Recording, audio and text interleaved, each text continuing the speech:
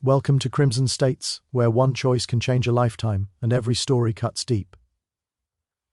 If you're ready for grit, truth, and the kind of stories that stay with you, you're in the right place. You ever make a choice that changed everything?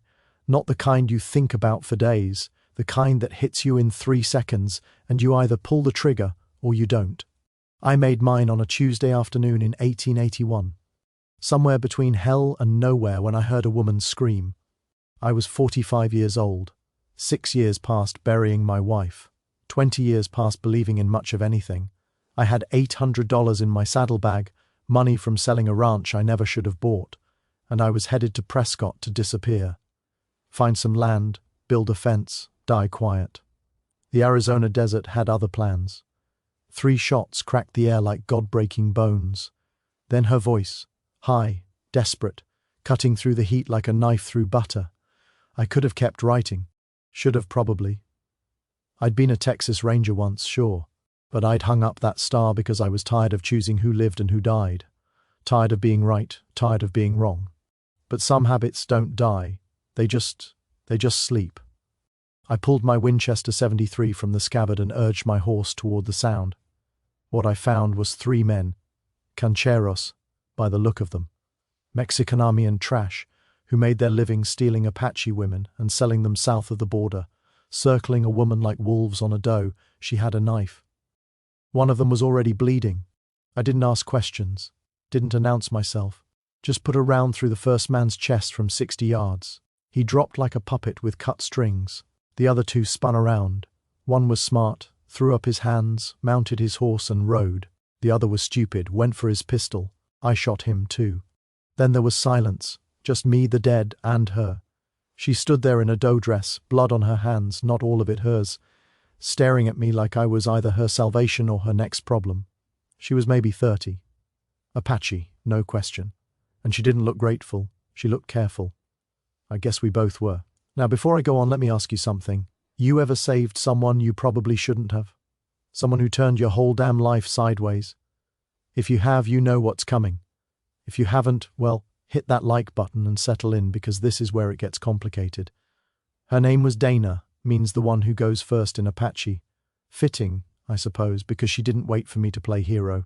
Soon as I climbed down from my horse, she was already pulling her knife on the dead man, checking his pockets. You speak English? I asked. Better than you speak Apache, she said, not looking up. Fair enough.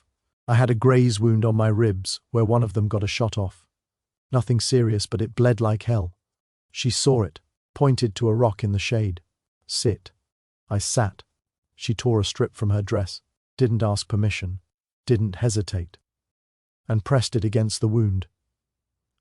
Her hands were steady, steady as mine had been on the trigger. We didn't talk while she worked. What was there to say? I'd killed 2 men, she'd killed one in the Arizona territory in 1881. That was just Tuesday. Why'd you help me? She finally asked. I thought about that. Thought about my wife, 6 years cold. Thought about the star I'd turned in. Thought about $800 and a quiet life I'd never have. Don't know, I said. Maybe I'm old and stupid. Her eyes met mine. Dark, unreadable. You're not that old. Old enough to know better. She almost smiled. Almost. The Comancheros would have sold me in Sonora. You saved my life. I owe you. You don't owe me anything. Yes, I do. She stood, wiped her hands on what was left of her dress. I need to get to Fort Apache Reservation 2 days north. You take me close. Not inside. I know you can't go inside, but close. Then we're even. I should have said no. Should have given her my canteen, pointed her north, and ridden west to Prescott like I planned. But you know what? I didn't. Maybe because she didn't ask like she needed me. She asked like she was offering me a deal, and I respected that. All right, I said, but we leave now. Those men might have friends. She nodded, didn't thank me, didn't need to. We rode north. That first night we made camp in a canyon that smelled like creosote and old violence. I built a fire. She sat across from me, close enough to share the warmth. Far enough to keep her options open. Sma. RT woman. You got a name? She asked. People call me different things, I said. Depends on who's asking. She studied me like I was a puzzle she couldn't quite solve. What did your wife call you? That one landed heavy. I took a long pull from my canteen. Wished it was whiskey, but water would have to do. She called me by my given name, but she's gone, so that name's gone too. Dana didn't push, just nodded like she understood that some things you bury so deep, even you can't dig them up. Why were you out there alone? I asked. Her face hardened. My brother. He's 16. He's got the coughing sickness, what you call tuberculosis. The reservation doctor says he'll die if he doesn't get medicine. Real medicine from Tucson, but medicine costs money. So, you were going to Tucson? I was trying. She looked at the fire. I make things, baskets, jewelry. I thought I could sell them, but the cancheros found me first. I reached into my coat, pulled out $100 in bills, held it out. Take it. Buy the medicine. She didn't move. I don't take charity. It's not charity, it's payment. For what? For teaching me how to survive out here. For not letting me bleed to death like an idiot. I kept my hands steady. Call it whatever you want, just take it. She looked at the money, looked at me, then she took it, folded it carefully, tucked it into her dress. I'll pay you back, don't worry about it. We sat there in silence. Comfortable silence, the kind you can't force. And I'll be honest with you, partner, I oaked at her. Really looked not like a ranger assessing a witness, like a man who'd forgotten what it felt like to sit across a fire from a woman who wasn't a memory. She was beautiful, not in the way the pictures in Harper's Weekly painted Apache women. Not exotic, not savage, not any of that horseshit. She was beautiful the way a knife is beautiful. Sharp, necessary, unforgiving. And when she leaned forward to adjust the fire, the light caught the curve of her throat, the line of her collarbone where her dress had torn. I felt something I hadn't felt in 6 years, something I thought died with my wife. I looked away. You ever been married? I asked, trying to steer my mind somewhere safer. Yes, he died 2 years ago. Cavalry patrol shot him during a dispute over water rights. Her voice was flat, factual, like she'd told the story so many times it didn't hurt anymore. Or maybe it hurt so much she couldn't show it. I'm sorry, are you?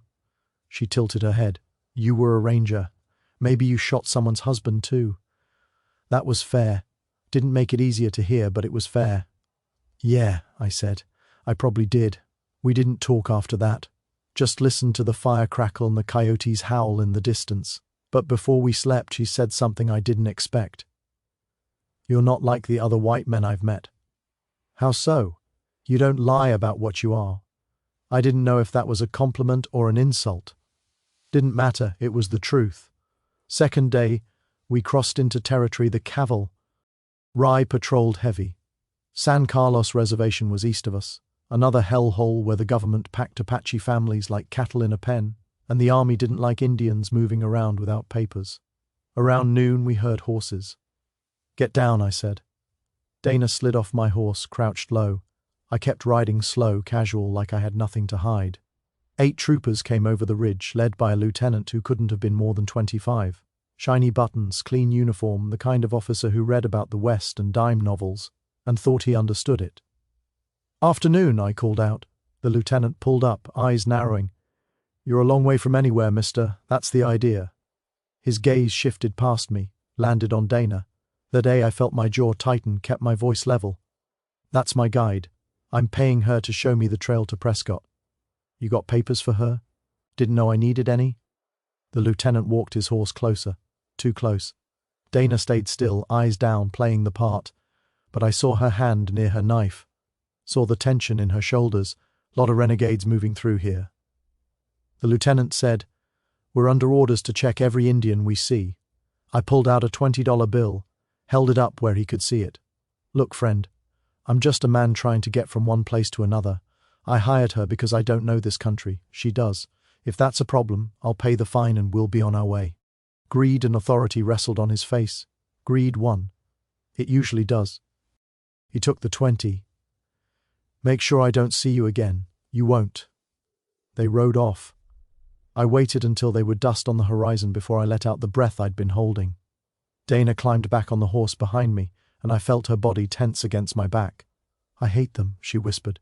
I hate having to bow my head. I know. Do you? Do you really? I didn't answer because the truth was I didn't. I couldn't. I'd never had to lower my eyes to stay alive. Never had to pretend I was less than I was just to avoid a bullet. I'm sorry, I said. It was the only way. She was quiet for a long time. Then you understand that most white men don't. It wasn't forgiveness, but it was something. We rode on late afternoon. The sky turned the color of a bad bruise. Desert storms don't give warnings. They just hit. Wind came first. Hot and violent, tearing at our clothes, throwing sand in our faces. Then thunder, low and mean. There, Dana pointed to an outcrop of rock, a shallow cave carved by wind and time. We made it inside just as the rain started. Not the gentle kind, the kind that floods arroyos and drowns horses. We were soaked in seconds, pressed together in a space barely big enough for two people. Her body was against mine, not by choice, just necessity.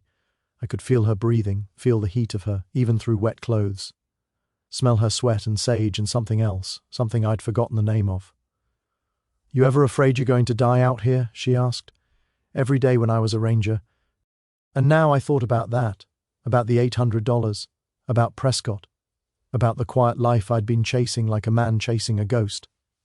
Now, I said, I don't know what I'm afraid of anymore. She turned her head, looked at me in the dim light. Our faces were inches apart. I could have kissed her. Part of me wanted to. The part that remembered being alive, but I didn't. "Your brother," I said, "tell me about him." She blinked, surprised by the question. Then she smiled. "Not big, just a flicker. Naichi. He's stubborn like me. He wants to be a warrior," but she trailed off. "There's no room for warriors on the reservation.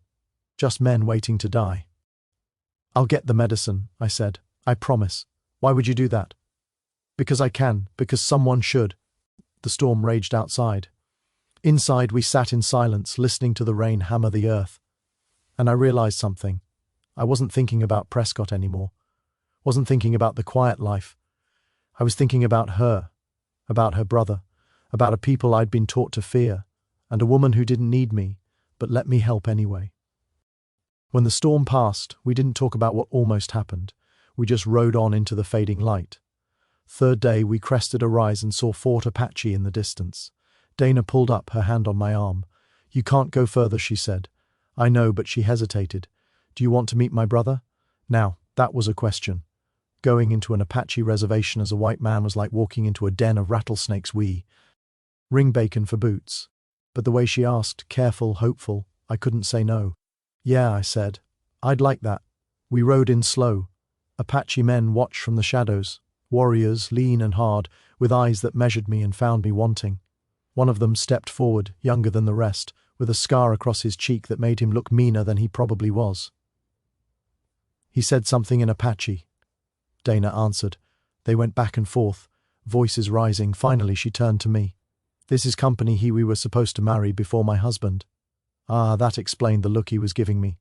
"Tell him I'm just helping you get home," I said. She did.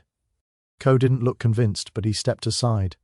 We rode into the village, wickiups and canvas tents, cook fires and children playing in the dust.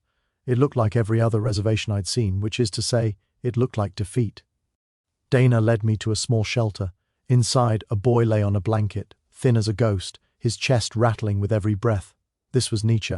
He looked at me with eyes too old for his face. "You're the white man," he said in English. "I am. You saved my sister. She saved herself. I just happened to be there." He coughed, a wet, ugly sound that made me WSE.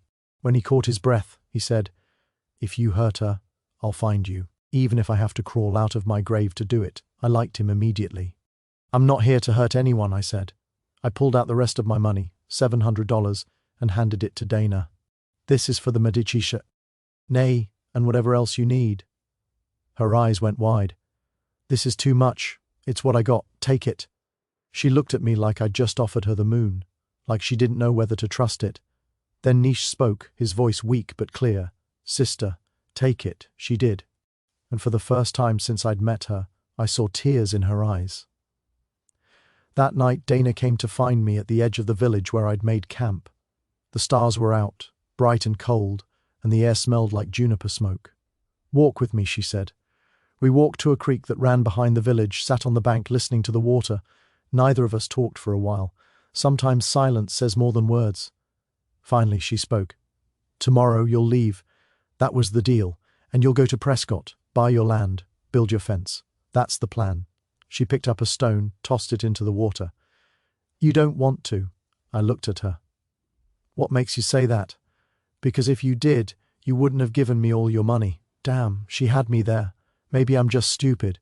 I said, you're not stupid. She turned to face me, and in the moonlight, she looked like something out of a dream I'd forgotten I had. You're running same as me. We're both running from things we can't fix. What are you running from? The fact that my husband is dead. The fact that my people are dying. The fact that everything I was taught to believe in is gone. Her voice cracked. And I don't know how to stop running. I reached out, took her hand. It was the first time I'd touched her without a reason, just because I wanted to. Maybe we don't stop, I said. Maybe we just run together for a while. She looked at our hands, then at me, and then she kissed me. It wasn't soft, wasn't gentle. It was desperate and hungry and full of all the things neither of us could say. I kissed her back, pulled her close, felt her body against mine, warm and real and alive. We ended up on the ground, her dress riding up, my hands in her hair, and for the first time in 6 years I didn't feel like a dead man pretending to be alive. We made love there by the creek under stars that didn't care about borders or reservations or the mess we'd made of the world, and when it was over, we lay together, her head on my chest, my hand tracing patterns on her back. I don't love you, she said quietly. I know, but I respect you and I need you. I know that too. She propped herself up on one elbow, looked me in the eye. My brother needs medicine. My people need allies. You could be that, you could help us. And if I stay, then you stay. Not as my husband, not as a hero, just as a man who chooses to do the right thing. I looked at her. This woman who'd been through hell and come out the other side with a knife in her hand and fire in her eyes. This woman who didn't need me to save her, but was giving me a chance to save myself. What if I'm not a good man, I asked. You're good enough. And maybe that was all any of us could hope for. Morning came too fast. I woke up to find Co standing over me, arms crossed, looking like he wanted to put an arrow through my eye. We're going to Tucson, he said. For the medicine. You're coming. I am. Dana says you know how to deal with white men. I don't, so you're coming. I looked past him, saw Dana watching from a distance. She didn't smile, didn't wave, just nodded once. I nodded back. So, I didn't go to Prescott, didn't buy that land, didn't build that fence. Instead, I rode to Tucson with an Apache warrior who hated me and bought medicine for a boy I barely knew. And when we got back, Nish was still breathing, still fighting. I stayed after that. Not forever, nothing's forever. But long enough to matter. Long enough to teach some of the young men how to deal with traitors without getting cheated. Long enough to help Dana's people navigate a world that wanted them gone. And Dana, we weren't married, weren't in love, not the way stories say, but we were something. Something real. Something that didn't need a name. I still think about Prescott sometimes. About the quiet life I could have had. But you know what? Quiet's overrated. I'd rather have this dirt under my nails, purpose in my chest. And a woman who looks at me like I'm worth something. A man doesn't find home. You see, home finds him, and sometimes home isn't a place. It's a reason to keep going when everything else tells you to quit. Now, I don't know if I did the right thing, don't know if any of us do, but I'm still here, still breathing, trying. And maybe that's enough. If this story meant something to you, if it made you think, made you feel, drop a like. Hit that subscribe button and tell me in the comments where you're hearing this from, because I'd like to know. There are still people out there who believe a man can change, because some stories don't end, they stay with you. This is Crimson States. Like, subscribe, and remember, home isn't a place. It's the reason you keep going.